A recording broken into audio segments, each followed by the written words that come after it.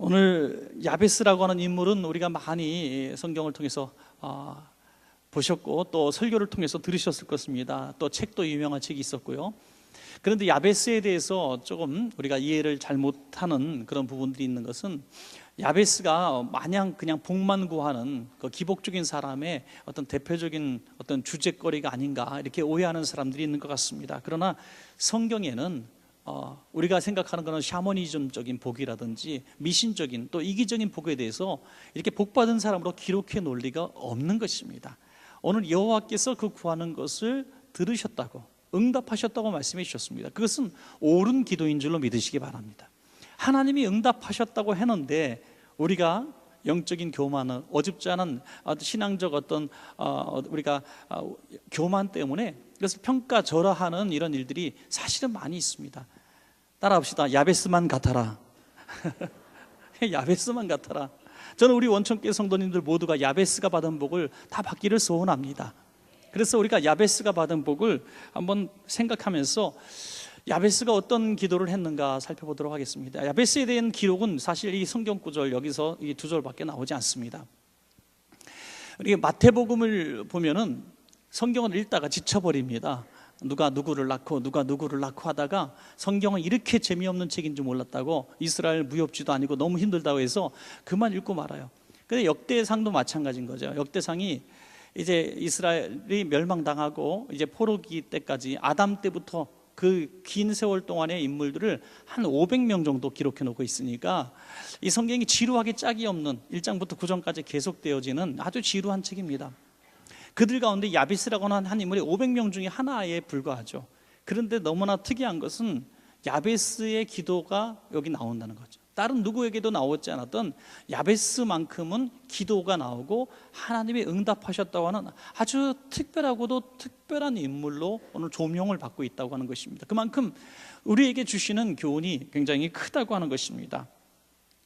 야베스라고 하는 이름은 고통입니다.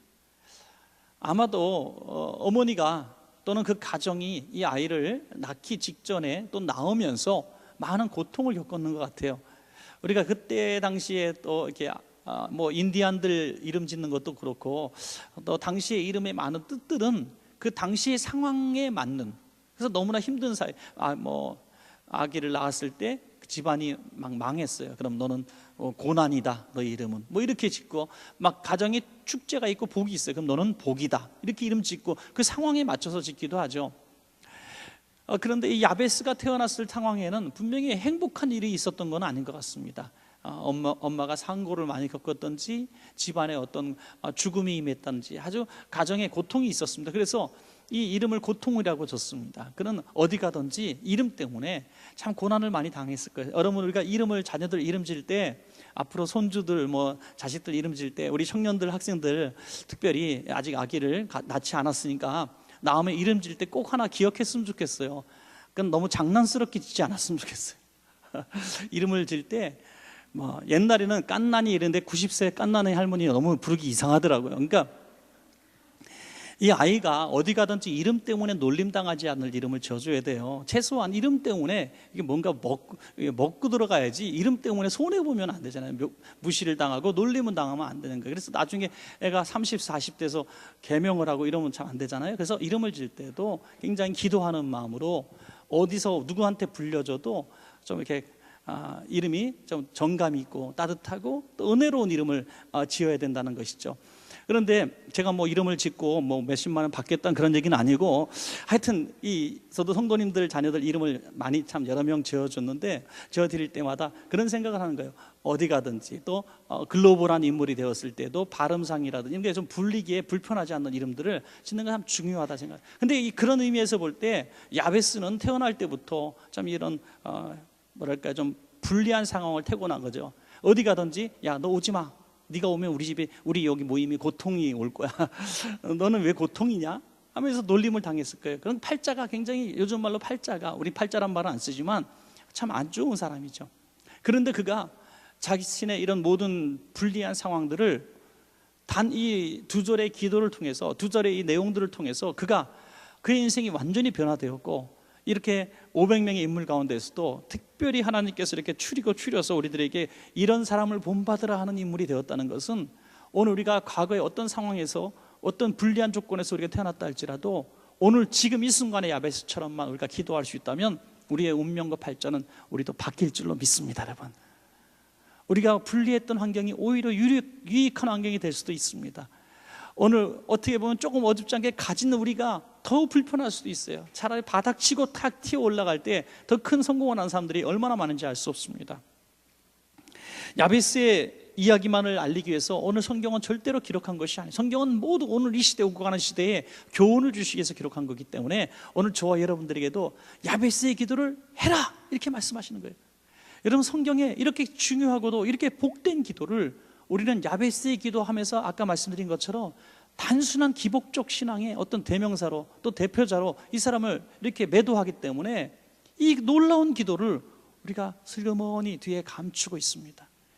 그래서 공의의 기도, 우리가 나라와 민족을 위해서 또 세계를 위해서 열방을 위해서 기도하는 것만 고상한 기도고, 이런 기도는 굉장히 뭐 어떤 수준 낮은 기도처럼 생각할 때가 있는데 여러분, 절대로 그렇지 않다는 것입니다. 오늘 야베스의 기도, 오늘 귀한 기도입니다. 많은 분들이 그런 고백을 해요. 저는 예수 믿고 팔자가 바뀌었습니다. 저는 예수 안 믿었으면 오늘 이 자리에 있을 수가 없는 사람입니다. 저 예수 믿고 정말 지금까지 수명도 연장되어졌고 예수 믿고 지금 살아 숨쉬는 것이 하루하루 행복한 사람입니다. 여러분 가운데 그런 분들이 있으면 아멘 하시기 바랍니다. 내가 지금 예수 안 믿었으면 벌써 죽었을 사람, 멋대로 살다가 돈만 쫓다가 쾌락만 쫓다가 즐거움만 쫓다가 세상 가치관에 따라서 여기저기 이게 인생이구나, 이게 멋인구나 하면서 달아다니다가 나는 어디 가서 죽었을 겁니다. 근데 주님이 술도 끊게 하시고 그 중독성 있는 것들을 끊게 하시고 폭력도 끊게 하시고 하나님을 알게 하셔서 이렇게 수요일날 이 영어 9도 8도 되는 이 추위에도 교회 와서 예배드리고 있는 우리의 모습을 보면서 내가 자신을 바라보며 기절하고 까무러칠 노릇 아니겠습니까? 여러분, 예수 믿고 우리가 얼마나 많은 복을 받았는지 알 수가 없습니다. 여러분, 오늘 야베스의 기도 한번 다시 볼까요? 4장 10절입니다 시작. 야베스가 이스라엘 하나님께 아뢰어 이르되 주께서 내게 복을 주시려거든 나의 지역을 넓히시고 주의 손으로 나를 도우사 나로 환난을 벗어 내게 근심이 없게 하옵소서 하였더니 하나님이 그가 구하는 것을 허락하셨더라. 아멘. 여러분, 본문에서요 우리가 생각하는 것, 첫 번째 우리가 생각할 것은 우리가 하나님 앞에 복 달라고 기도해야 한다는 겁니다. 믿습니까 여러분? 복 달라고 기도해야 한다는 거예요. 요즘에 야, 맨날 복 달라고 기도하냐, 야, 주옵소서 기도하냐, 그런 의미는 우리가 충분히 압니다. 그런 뜻의 기도는 하면 안 되는 거죠. 그렇게 단순한 이기적 기도, 내가 하나님 앞에 어떤 충성이나 하나님 앞에 내가 어떤 이유와 헌신의 목적을 가지고 구하는 그런 것이 아니라 그냥 내가 잘 먹고 잘 살기 위해서 그것만 기도한다, 이것은 정말 잘못된 기도라고 할 수 있습니다. 그러나 오늘 야베스는 내게 복을 주옵소서라고 당당하게 기도했다는 거예요. 여러분, 때로 우리가 주님의 복이 필요하지 않다고 생각하는 분들이 있는지 모르겠습니다. 오늘 주님의 복이 없으면 우리는 이 시간에 살아 숨을 쉴 수가 없습니다. 우리가 사나 죽으나 주의 은혜 가운데 사는 줄로 믿습니다. 그게 복이거든요. 복이 뭡니까? 숟가락에 써놓고 비계에 써놓고 이불에 써놓은 게 복이 아니라 오늘 하나님이 지금 우리와 함께 하시는 것이 복 중의 복이고 형통의 복인 줄로 믿습니다. 여러분, 내게 복을 주시려거든 이라고 나와요. 내게 복을 주시려거든. 하나님 주시면 말고 또 주시면 주고 말면 말고 이 뜻입니까? 아니거든요. 복을 주시려거든, 이런 복을 주십시오. 난 이런 복을 받기를 원합니다. 복을 주시려거든 이라고 하는 이것은 풍기는 게 뭐냐면 주님은 복을 주실 수 있는 분이십니다 하는 뜻이에요. 주님이 복을 주시지 않으면 저는 받을 수 없습니다. 겸손한 기도인 줄로 믿습니다. 겸손한 기도예요. 주님 복을 주시려거든, 주님 주실 수 있는 분이신데, 당연히 주실 수 있는 권능 있는 분인데 내게 안 주시면 저 할 수 없습니다. 그러나 주님 복을 주시려거든. 그러면서 막 여러분 이웃집에 놀러 가서 오늘 내가 집에 놀러 갈게 하고 혹시 뭐 저녁을 주려면은 그냥 탕수육 별거 차리지 말고 탕수육 팔보채 뭐 그냥 그런 것만 좀 해줘. 신경 쓰지 마. 그냥 간단하게 뭐 그냥 닭이나 한 마리 잡고 뭐 그냥 이렇게 얘기하는 수도 있겠죠. 혹시 해주셨다면 뭐 그렇게. 여러분, 하나님 앞에 하나님은 다 주실 수 있는 분으로 믿었기 때문에 주실 수 있다면 주시려거든 이런 복을 주십시오 하면서 어마어마한 것들을 구하지 않습니까? 누가복음 5장 12절에 보니까 나병 환자의 간구가 나오는데요, 이 나병 환자가 이렇게 얘기합니다. 주여 원하시면 나를 깨끗하게 하실 수 있나이다. 주여 원하시면, 주께서 원하시면 저를 깨끗하게 할 수 있습니다. 이게 뜻이 뭡니까? 똑같은 얘기거든요. 주님은 저를 낫게 할 수 있는 분입니다. 성경에 보니까 특별히 온몸에 나병이 가득 찬 지금 아주 도저히 회복의 기미가 보이지 않는 사람이거든요. 주께서 원하시면, 이게 무슨 뜻이에요? 주님만이 나를 낫게 하시는 분인데 주님이 거절하면 저 할 수 없습니다.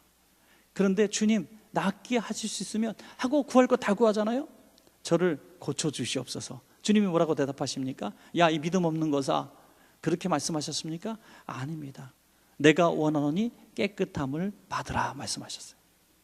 내가 원한다. 오늘 야베스가 주여 주께서 내게 복을 주시려거든 이런 복을 주십시오 그랬더니 그래 내가 그 복을 줄게 이렇게 말씀하신 거죠. 그러니까 이 기도에는 어떤 의미가 있냐면 나의 생사화복의 주권자는 하나님이십니다 하는 기도 제목이 있는 거죠. 떼쓰는 기도가 아닙니다. 여러분, 떼쓰는 기도 가끔 얘기해요. 뭐 나무 뿌리 3개 뽑으면 응답받는다. 예. 그리고 나무 뿌리 찾죠. 잘 뽑힐 만한 거 흔들어 보면서 안 뽑히면 안 되잖아요. 헛수고하니까 뽑힐 만한 거 싹 뽑아요. 그런데 앞에서 기도실에서 기도 먼저 산에 올랐던 사람이 다 뽑아놨다 다시 눌러갖고 잘 뽑혀요. 그런 거는 하여튼 기도원에 있는 나무는 많이 잘 뽑힌다 그래. 그래서 여러분, 그럴 때 쓰는 기도가 아닙니다. 주권자, 주관자는 하나님이십니다. 하나님이 응답하지 않으면, 복을 주시지 않으면 저는 할 수 없습니다. 그러나 혹시 주시려거든 이런 복을 주십시오. 주님, 주께서 고쳐주지 않으시면 저는 이렇게 살 수밖에 없습니다. 그러나 주님께서 만일 원하시면 저를 좀 낫게 해주십시오. 여러분, 우리가 갖고 있는 간절한 기도 제목이 있습니까? 그 기도 제목을 갖고 오늘 기도할 때 한번 그렇게 기도해 보시기 바랍니다. 주님이 지금 제가 하는 기도에 만약에 응답하실 마음이 있으시거든 응답해 주옵소서 하고, 혹시라도 싫어하기 전에 다다다다다당 얘기를 다 해버리라는 얘기죠. 네. 뭐 그냥 제가 제일 정말 지금도 저는 이해할 수 없는 게 여자 마음인 것 같아요. 뭐 먹자 그러면 됐어, 난 됐어에 5만 가지 그렇게 뜻이 있는지는 진짜 몰랐어. 예. 그리고 나중에 싸우는 거죠. 예. 그걸 왜 모르냐고. 그래서 하나님도 모르신대요. 하나님도 여자 마음을 내가 만들었지만 내가 모른다. 예. 그래서 어떤 어르신이 기도하면서 내가 80년 같이 80세 살면서 60년 같이 살았는데 하나님, 제가 소원이 하나 여자 마음 좀 가르쳐 주십시오 그랬더니 다른 거 구해라 그랬더니 집 앞에 8차선 뚫리게 기도해 주세요. 시골집인데 내가 8차선 뚫게 해줄게 차라리, 이렇게 말씀하셨대요 하나님이. 그러니까 하나님도 여자 마음을 모른다. 여러분, 우리가 기도할 때에도 하나님 앞에 우리의 마음을 하나님이 모르실까? 하나님이 혹시 내가 하는 기도 제목들에 대해서 안 들어주시면 어떡할까? 혹시 그런 마음 갖고 기도하시는 분들이 혹시 있습니까? 여기에 복을 주시려거든 주께서 원하시면 이것은 분명한 의미를 갖고 있습니다. 주여 들어주십시오, 주여 고쳐주십시오 하는 분명한 우리의 기도 제목이 있는 것입니다. 복의 주체가 내가 아니라 하나님이시라는 것이 굉장히 중요한 기준임 잣대입니다. 여러분, 우리가 기도할 때 나의 기도의 기준이 나다. 내가 복을 받아야 돼, 내가 잘 돼야 돼, 내가 성공해야 돼 하는 그런 강한 마음으로 기도하면 주체가 내가 됩니다. 이건 기복신앙이에요. 그러나 복의 주체가 하나님이세요. 주님이 안 들어주시면 저는 순종하겠습니다. 그러나 들어주실 수 있으면 이런 기도 들어주십시오 라고 기도할 의무와 책임이 우리에게 있다는 것입니다. 이것은 내가 원하는 것과 하나님이 원하는 것의 어떤 경계선입니다. 여러분, 내가 이렇게 기도할 때 하나님이 응답하지 않으셨다면 하나님이 원하시는 그런 응답으로 이걸 믿어지게 되는 것이죠. 할렐루야. 내가 복의 주체가 되면 응답하지 않으시는 하나님은 우리가 거절하게 되고, 응답하면 응답하시는 좋으신 하나님으로 있게 되는 어리석음이 있는 거죠. 그래서 복의 주체를 하나님 앞에 놓고 기도할 때는 응답도 감사하고 무응답도 응답으로 믿게 되는 것입니다. 여러분, 이것은 육신의 문제냐 영혼의 문제이기도 하죠. 육신 위주로 기도하는 사람은 하나님께 이렇게 기도하지 않습니다. 하나님 들어주세요, 들어주세요. 왜 안 들어주세요? 하나님 내가 잘한다니까요. 그러나 영혼 위주로 기도하는 사람은 하나님 합력해서 내 영혼을 유익해 하시려는 방법인 줄로 믿습니다. 순응한다는 말이에요. 저 전라도에 가면은 순교자 기념관이 있는데 그 순교자 기념관에 우리 성도님들도 가셨는데 순교자 얼굴들이 이렇게 있어요. 그리고 중간에 하나 뻥 뚫려 있어요.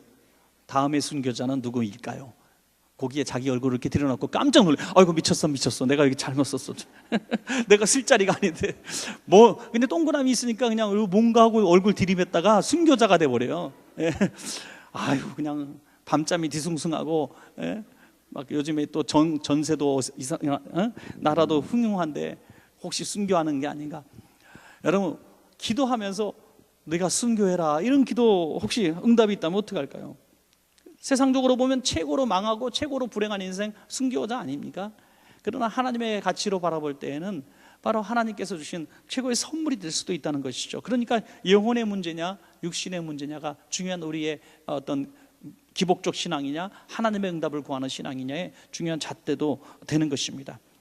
여러분 중요한 것은 하나님은 내게 진짜 복이 무엇인지 누구보다 잘 알고 계신다는 것입니다.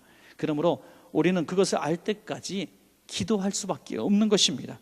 마태복음 7장 9절에서 11절 사이에 너희 중에 누가 아들이 떡을 달라 하면 돌을 주며 생선을 달라 하면 뱀을 줄 사람이 있겠느냐. 너희가 악할지라도 좋은 곳으로 자식에게 줄 알거든 하물며 하늘에 계신 너희 아버지께서 구하는 자에게 좋은 곳으로 주시지 않겠느냐라고 말씀하시고 계시죠. 또 하나는 야고보서 4장 13절 어떤 대칭되는 구조의 말씀이기도 하죠. 구하여도 받지 못함은 정욕으로 쓰려고 잘못 구함이라 이렇게 말씀하십니다. 정욕으로 쓰려고 구하는 이 육신의 기복적 신앙의 기도와 그냥 주십시오, 떡을 주십시오, 생선을 주십시오 이렇게 막 간절하게 기도할 때 하나님은 좋은 곳으로 주신다. 하나님이 좋은 곳으로 주실 수 있는 기도와 응답받지 못하는 기도에 대해서 이렇게 선명하게 말씀하고 있습니다. 저는 여기서 굉장히 중요한 어떤 하나의 이유를 말씀을 드리고 싶어요. 이유가 뭐냐면 하나님을 내가 하나님으로 인정하고 하는 기도냐 아니면 내가 주인공이 돼서 하나님을 이용하려고 하는 기도냐, 여기서 굉장히 중요한 차이가 있다고 생각을 합니다. 이 기복적 신앙의 사람들은 잘한 것도 없으면서 이 기도가 너무나 공로주의로 치우치게 돼 있습니다. 하나님, 내가 잘못한 게 뭐 있습니까? 내가 이만큼 봉사했는데, 내가 이렇게 신앙생활했는데, 내가 이렇게 선행도 했고, 내가 이렇게 하나님 앞에 헌금도 많이 드렸는데 하나님 왜 이 문제 들어주지 않습니까? 안 믿는 사람들도, 하나님 믿지 않는 사람들도 승진하고 자녀 잘 되고 문제도 해결되는데 왜 나는 안 됩니까? 이렇게 세상의 성공자들 비교합니다. 여러분, 우리 애들이 그러잖아요. 엄마, 나 롱코트 사줘. 롱코트가 아니지 뭐죠? 롱패딩. 엄마는 롱패딩 사줘. 우리 학교 애들 다 입었어. 그런데 가서 보니까 절반도 안 입었거든요. 다 입었어. 자기 눈에는 다 입은 걸로 보이는 거야. 네. 왜요? 자기가 갖고 싶으니까 다 입었다 그래요. 이게 공로주의거든요. 하나님, 왜 나만 이렇게 불행합니까?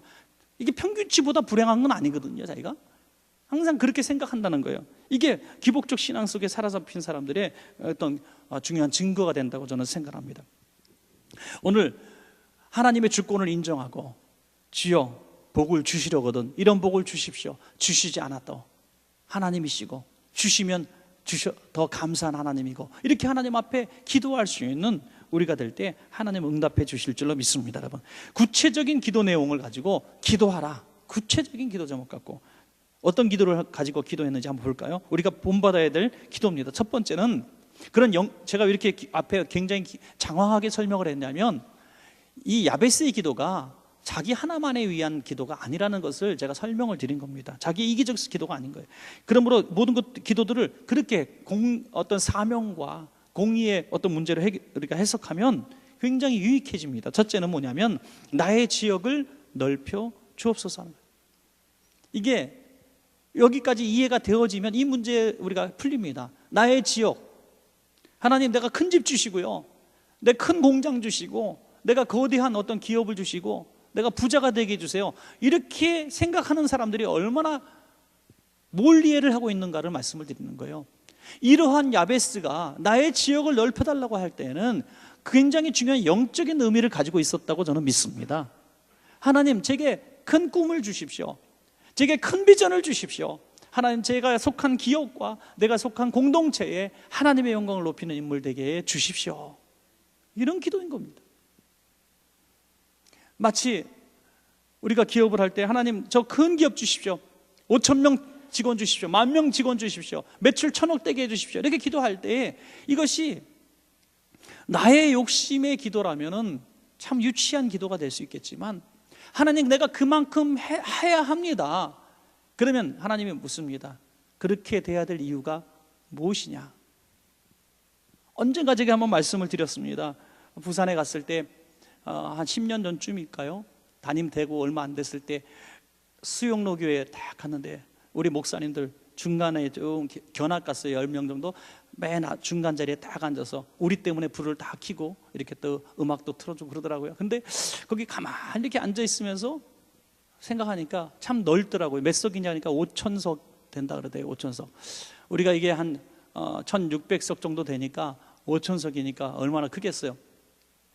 근데 이 공간만 큰 게 아니라 이제 막 무대도 어마어마하게 크고 너무너무 멋있게 돼 있더라고요. 하나님, 우리도 성전 건축 전이었으니까 이런 성전을 지으면 참 좋겠습니다. 막 기도했어요. 하나님, 우리도 이런 성전을 주십시오. 기도하는데 하나님이 제 마음속에 그래, 내가 이만한 성전 주고 지금 여기 출석이 10,000명 정도 되는데 너 10,000명 교회 출석하는 담임 목사가 되게 해줄게. 그럼 너 할 수 있니? 하나님이 제게 딱 그렇게 말씀을 주시는데 자신이 안 생기더라고요. 하나님, 좀 나중에 해 주십시오. 지금은 제가 준비가 안 됐습니다. 조금 더 나중에 해 주십시오. 여러분, 그런 마음이 들더라고요. 나중에 주님 나라 갔었는지 모르겠습니다만 하여튼 그렇게 되더라고요. 내 욕심으로 뭔가 마냥 그냥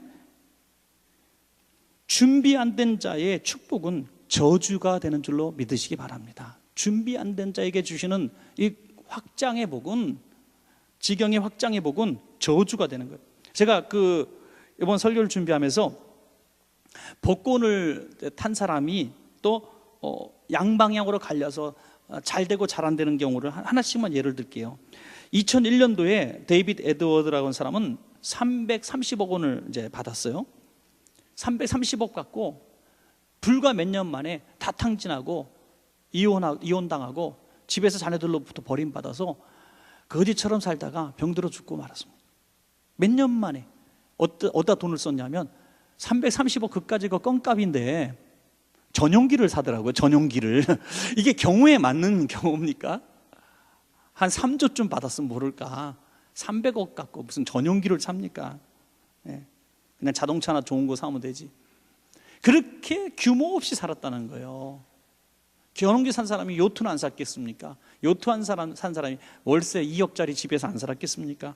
여러분, 이렇게 규모 없이 사니까 금방 패가망신하죠. 또 어떤 사람은요, 더 놀라운 사람은 플로리다에 살고 있는 미국이에요. 데이빗 칼츠 스미트라고 하는 사람은 이 330억에 비교할 수 없는 6,074억 원을 당첨됐어요. 여러분, 복권에 6천억짜리도 있어요. 6,074억에 당첨됐는데 지금도 살던 집에서 살고 있답니다. 조금만 차만 급수를 올렸고 부부가 지금도 너무나 다정하고 행복하게 돈을 잘 관리하면서 선한 일을 하면서 살고 있습니다. 준비된 사람과 준비되지 못한 사람, 바로 이 차이인 것입니다. 여러분, 나의 지역을 넓혀 주옵소서 우리는 기도합니다. 주님, 승진하게 해 주십시오. 하나님, 잘 되게 해 주십시오. 우리 기업이 잘 되게 해 주십시오. 주님, 우리 자녀들이 세계적인 글로벌 인물 되게 해 주십시오. 하나님, 내 기업이 지금보다 확장되게 해 주십시오. 내게 건강을 주십시오. 내게 성공을 주십시오라고 기도할 때 그것을 주셨을 때 내가 어떻게 살아가야 될 것인가 구체적으로 하나님 앞에 이야기할 수 있는 그런 준비된 기도자가 되시기를 바랍니다. 여러분, 그럴 때에 하나님은 응답해 주시는 거죠. 차라리 없을 때 행복한 사람들이 참 많이 있어요. 복받아서 주님을 떠나는 사람들이 얼마나 많은지 알 수가 없습니다. 복받아서 오히려 교회에 불이익을 주고 성도들에게 상처를 주는 사람이 얼마나 많은지 알 수 없을 때는 겸손했는데 있으니까 교만해지고 그래요. 여러분, 직분도 그런 것 같아요. 이제 다음 주일날 또 임직식 또 투표도 하는데 저분은 직급이 낮을 때 그냥 평신도 때는 착했는데 권사님 되고 장로님 되고 또 목회자가 되고 이게 좀 사람이 목에 이렇게 기부스가 있어. 응? 좀 달라진 것 같아. 이런 소리 들으면 안 되잖아요. 더 겸손해지신 것 같아. 야, 저분은 정말 더 겸손해진 것 같아. 여러분 또 괜히 오해하지 마세요. 우리 교회 장로님, 권사님들은 천사 사촌 동생님들 같으세요. 너무너무 괜찮으시. 더 겸손해져야 준비된 사람입니다, 여러분. 더 겸손해져야. 그 하나님은 속지 않으시는 하나님. 하나님은 절대로 속지 않으시는 하나님이에요. 우리가 기도할 때 우리의 마음을 꿰뚫어 보시는 하나님이신 줄로 믿으시기 바랍니다. 그러므로 내가 이 복을 받아서, 내가 이 응답을 받아서 어떻게 살 것은 하나님은 너무나 잘 알고 계시는 것입니다. 없으면서도 우리는 얼마든지 행복할 수 있고, 내 기도가 아직 응답되지 않았음에도 불구하고 얼마든지 하나님 앞에 충성할 수 있습니다. 지금 충성하고 지금 행복한 신앙생활을 하면 하나님 앞에 더 구하해도 하나님이 응답해 주시는 거죠. 안산에 살고 있는 어떤 한 가정, 집사님 가정인데, 이 가정이 어느 날 정말 남편이 이제 가장이 병들고 실직을 하게 됩니다. 너무나 어려운 살림이 돼요. 이게 신문에 이제 냈던 칼럼에서 제가 읽었는데요. 갑자기 병들고 실직을 하니까 집사님 가정이 얼마나 가난해졌겠습니까? 그래서 전세방 전전긍긍하면서 초등학교 다니는 두 딸이 있는데 정말 고생했답니다. 그래서 언니네는 조금 잘 사는데 가끔 언니네 이제 놀러 가면은 언니가 꼭 챙겨줘요. 이제 거기도 딸이 있으니까, 언니 더 큰 딸이 있으니까 옷들 싹 정리해 놨다가 자존심 상하지 않게 이렇게 싹 밀어주는 거죠. 내 딸들이 혹시 입을 거냐? 뭐 이렇게 그런 거 있잖아요. 혹시 안 입을래면 말고 뭐 이런 식으로 제일 좋은 거, 거의 새 옷들 이렇게 싹싹 준 거예요. 그러니까 얼마나 고마운 마음에 이 옷을 가져가서 이 두 딸아이를 언니네 집에서 꾸준히 옷을 받다가 이 헌옷을 계속 입혔다는 거예요. 근데 너무나 이 두 딸이 착해가지고 그거 받아오면서도 고맙습니다, 이모 고마워요, 엄마 고마워요 하면서 입는, 너무 착하게. 그러더니 이 두 딸애가 이제 다 엄마의 그런 손끝에 피땀 흘린 노력으로 잘 커가지고 둘 다 대학을 졸업하고, 큰 딸은 간호사가 되고 둘째 딸은 이제 초등학교 선생님이 됐어요. 큰 딸이 이제 간호사가 되고 첫 월급을 타서 엄마한테 최고급 원피스를 지난 거의 뭐 20년 동안 한 번도 사보지 못했던 아주 고가의 원피스를 다 사갖고 오는 엄마가, 그리고 너무너무 행복했어요. 그리고 둘째 딸은 뭘 사갖고 오냐면 또 이런 속옷하고 세트, 풀 세트 아주 비싼 걸로 딱 사. 엄마가 너무 이게 감격이 있어. 자기는 지난 거의 20년 가까이 새 옷을, 예쁜 옷을 사준 적이 없다는 거예요. 그런데 아이들은 이렇게 새 옷으로 너무 예쁜 옷을 갖다가 이걸 끌어안고 자기 방에 문 걸어놨고 막 옷 끌어안고 통곡하며 울었다는 거예요. 나는 애들한테 이렇게 거지 옷처럼 입혔는데 애들은 이렇게 예쁜 옷을 나에게 새 옷을 사줄 줄 아는구나. 그리고 이렇게 고백하는 거야. 하나님이 키우셨습니다. 하나님이 키우셨습니다. 부잣집 재벌집 딸내미들 그렇게 사치스럽게 입히고 사치스럽게 공부시키고 사치스럽게 하고 싶고 다 한다 할지라도 이런 사랑이 있고 이런 감동이 있겠습니까? 여러분, 하나님은 우리의 행복을 누구보다 원하시는 분이십니다. 내가 준비 안 된 축복을 구할 때는 하나님은 거절해 주시는 거죠.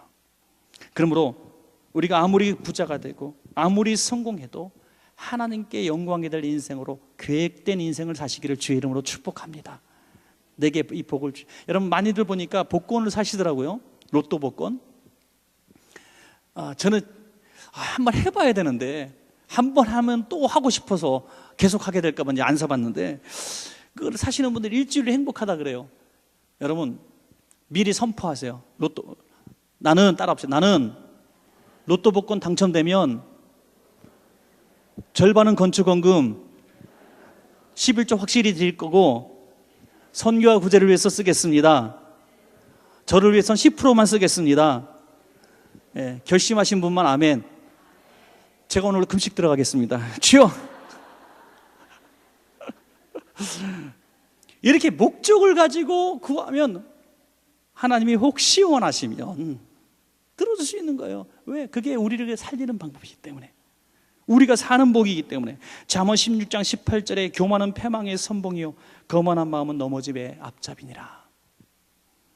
여러분, 목사님들이 뭐 부자 교인, 성공하는 교인들이 많은 걸 원하는 줄 아십니까? 그렇지 않아요.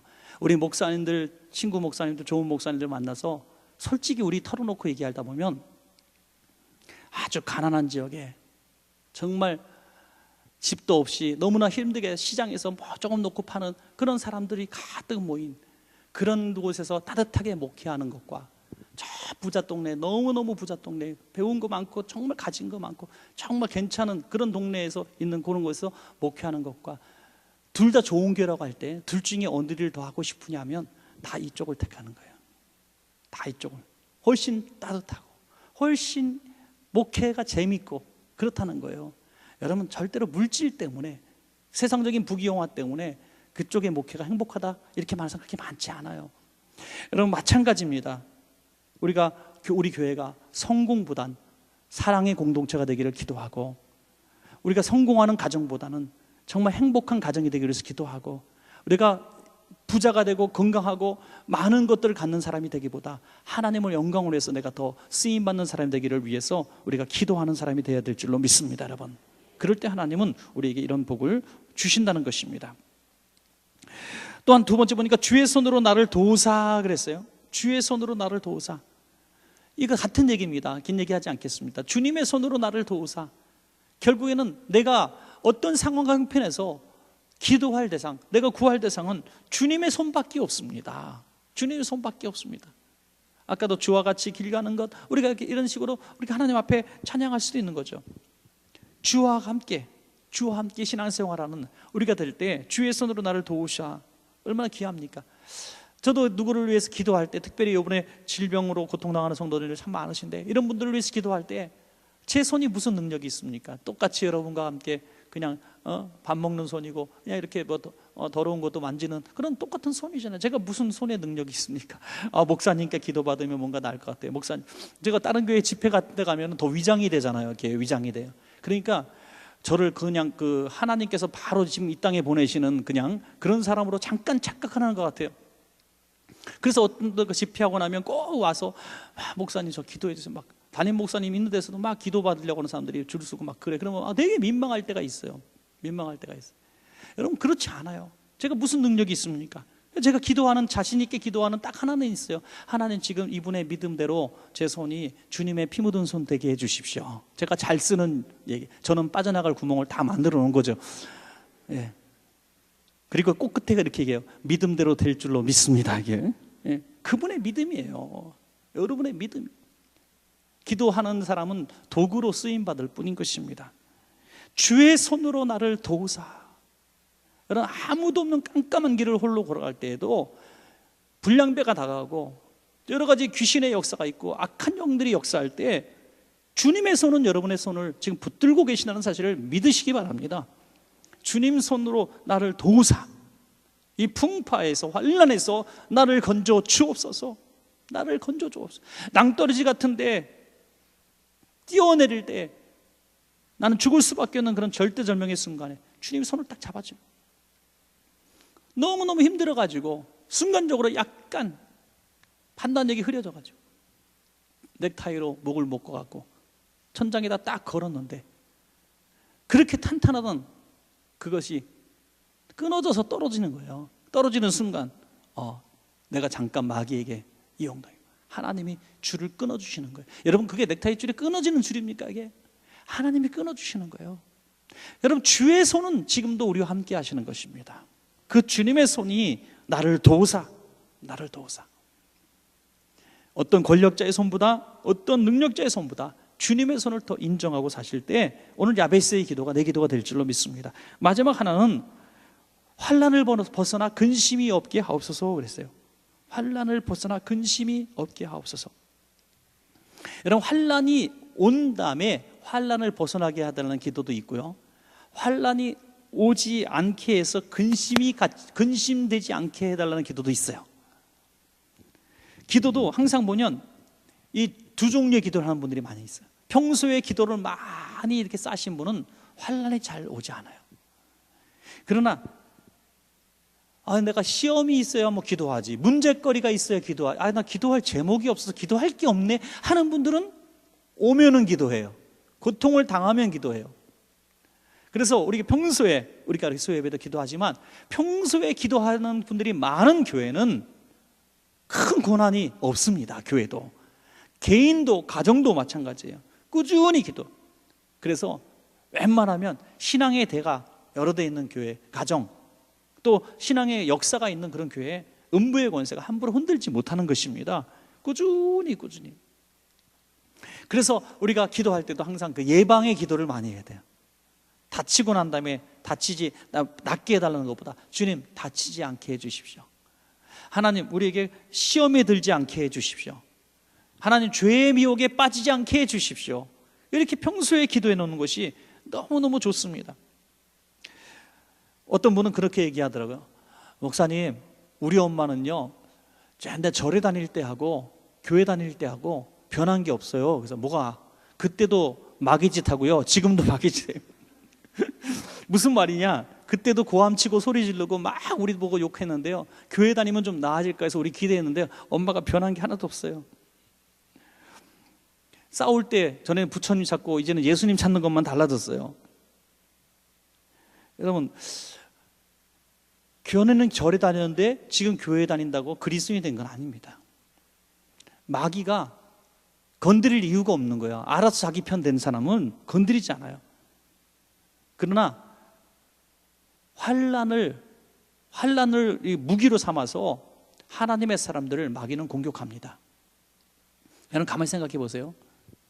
예수 믿는 사람들에게 마귀는 더 강하게 공격합니다. 하나님의 뜻대로 잘 충성하는 교회에는 마귀가 교회를 무너뜨리려고 발악을 합니다. 어떤 우리가 오해할 때가 있어요. 아무 문제 없고 그냥 편안하고 고통이 없으면 그냥 신앙생활 잘하는 거고, 갑자기 자녀들이 병에 걸리고 갑자기 가정에 문제가 생기고 갑자기 교회에 막 이런저런 흉흉한 일들이 생기고 사고가 생기고 막 무너지고 그러면 그 교회가 기도 안 해서 그런다고 이렇게 생각하는 사람들이 간혹 있는데, 그렇게 어리석은 사람들이 없는 거예요. 그거는 여러분, 그렇다면은 잘 되면 무조건 이게 기복이거든요. 그게 기복이에요. 그러면 순교하고 공산당에 의해서 불태워지는 교회들은 다 신앙생활 못해서 그런 겁니까? 그게 아니라는 거죠. 마귀는 하나님의 사람들을 공격합니다. 끊임없이 공격합니다. 교회를 무너뜨리기 위해서 목회자를 공격하고 교회의 중직자들을 공격하고 또 이 세상이 교회를 공격하는 거죠. 왜? 그래서 결국 마귀 승리하려고, 결국 영혼 구원하지 못하게 하려고 역사하는 것입니다. 그러므로 우리는 이렇게 기도해야 됩니다. 주여, 마귀가 공격하는 이 환난, 도전, 공격에서 우리에게 근심이 없게 하여 주시옵소서. 그렇게 기도하는 거죠. 애들도 성장통이란 게 있잖아요. 그러려면 다 아픈 겁니다. 마찬가지로 교회가 하나님의 뜻대로 더 성장하려면 계속 마귀의 공격과 시련이 있는 겁니다. 이런 마귀들이 공격할 때, 야, 좋은 일이 있겠구나. 혹시 우리가 기도할 때 또 우리 교회에도 어떤 조그만 시험 환란이 바람처럼 싹 불 때가 있어요. 성도들의 마음속에 분열과 아픔과 괜히 여기저기 다투는 소리가 들리고 여기저기 싸우는 소리가 들리고, 목사님이 왜 이래 하면서 그런 생각도 날 때가 있고, 또 교회가 재정적으로 어려울 때도 있고 그렇단 말이에요. 그럴 때 우리는 이렇게 생각하는 거예요. 우리 교회가 부흥하려나 보다, 우리 교회가 잘 되려나 보다. 이때 우리는 더 기도하는데 이 문제를 놓고 기도하는 게 아닙니다. 문제에 대해서 역사하는 악한 마귀야, 나사렛 예수 이름으로 떠나가라 기도하는 거죠. 문제를 주고 배후에서 역사는 보이지 않는 영적 권세가 있는 거예요.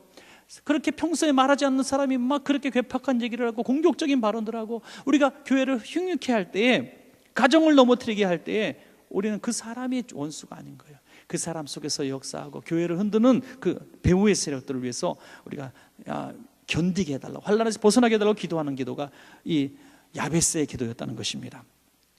자녀를 위해서 기도할 때도, 주님, 우리 자녀가 학교 갑니다, 우리 자녀가 직장 갑니다, 우리 자녀가 시집을 갑니다, 하나님 환난을 벗어나 근심이 없게 하여 주옵소서. 이렇게 기도하는 것이 얼마나 중요한 기도인가 말씀하고 있습니다. 여러분, 말씀을 맺겠습니다. 오늘 두 가지 교훈을 우리는 볼 수 있습니다. 딱 두 가지입니다. 첫 번째는 하나님은 구하는 자에게 응답하신다는 거죠. 기도하지 않으면 응답하지 않는.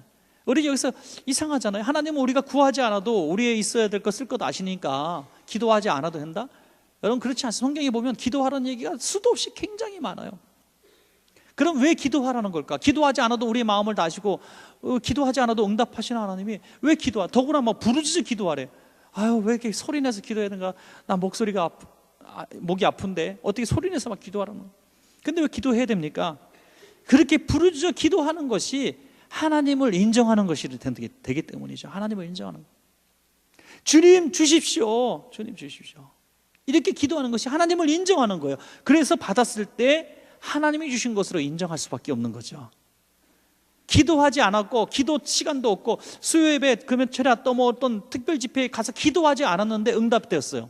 내 마음속으로 그냥 조금만 생각했는데 응답 받았어요. 그러면 우연이 된 일로 생각할 거 아닙니까? 막 기도했어요. 30일 기도했어요. 50일 기도했어요. 눈물로 기도했어요. 기도원도 갔다 왔어요. 그래서 응답 받으면 하나님이 하셨습니다 그럴 거 아닙니까?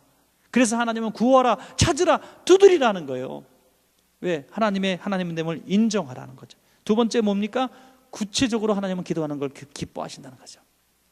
준비된 자의 기도, 확실한 제목 기도, 그리고 그 기도 제목이 이루어졌을 때 내가 어떻게 살아갈 것인가 준비된 기도자, 어느 이 기도에 하나님은 응답하시고 야베스처럼 이름이 기억 남는 우리 귀한 성도님들 되게 해주실 줄로 믿습니다.